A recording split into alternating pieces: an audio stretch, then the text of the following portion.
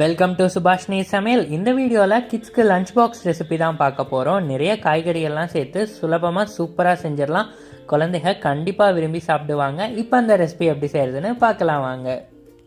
ஒரு மிக்சி ஜாரில் 3 பல் பூண்டு, 1/2 இன்ச் இஞ்சி, 1 ஸ்பூன் சோம்பு, 1/2 கைப்பிடி புதினா, கொத்தமல்லியோட தண்ணீர் சேர்த்து அரைச்சி எடுத்து வச்சுக்கிறேன்.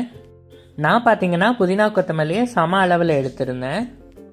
இப்போ ஒரு கடாய் வச்சு சூடானதும் 3 ஸ்பூன் நெய் சேர்த்து 2 துண்டு பட்டை, 2 ஸ்டார் பூ, பிரியாணி இலை, 7லிருந்து 9 முந்திரி பருப்பு சேர்த்து நெய்யில் வதக்குனா நல்லா மணக்கும்.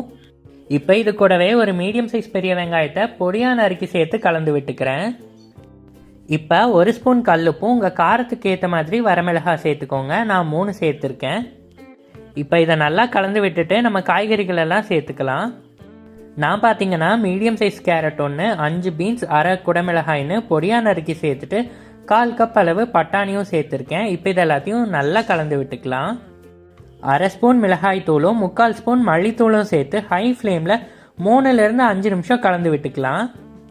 நம்ம சேர்த்துன மிளகாத்தூள் மல்லித்தூளோட பச்சை வாசனை எல்லாம் போனதுக்கப்புறமா நாம் அரைச்சி வச்சுருந்த பேஸ்ட் கூட 1/2 டம்ளர் தண்ணீர் சேர்த்து கலந்து இது கூட ஊற்றிக்கிறேன். இப்போ இது கிட்டத்தட்ட ஒரு 4 நிமிஷம் பார்த்தீங்கன்னா கொதிச்சிருச்சு. பச்சை வடை எல்லாமே போயிடுச்சு. இப்போ ஒயிட் ரைஸ் சேர்த்து கட்டி இல்லாமல் கலக்கி விட்டுக்கிறேன். கடைசியாக பொடியாக நறுக்குன கொத்தமல்லி இலையும் வறுத்த நிலக்கடலை பருப்பும் போட்டு இறக்குனா சுவையான சாதம் ரெடி. கண்டிப்பாக நீங்களும் இந்த ரெசிபியை ட்ரை பண்ணி பார்த்துட்டு எப்படி வந்திருக்குன்னு சொல்லுங்கள். தேங்க்ஸ் ஃபார் வாட்சிங். நன்றி, வணக்கம்.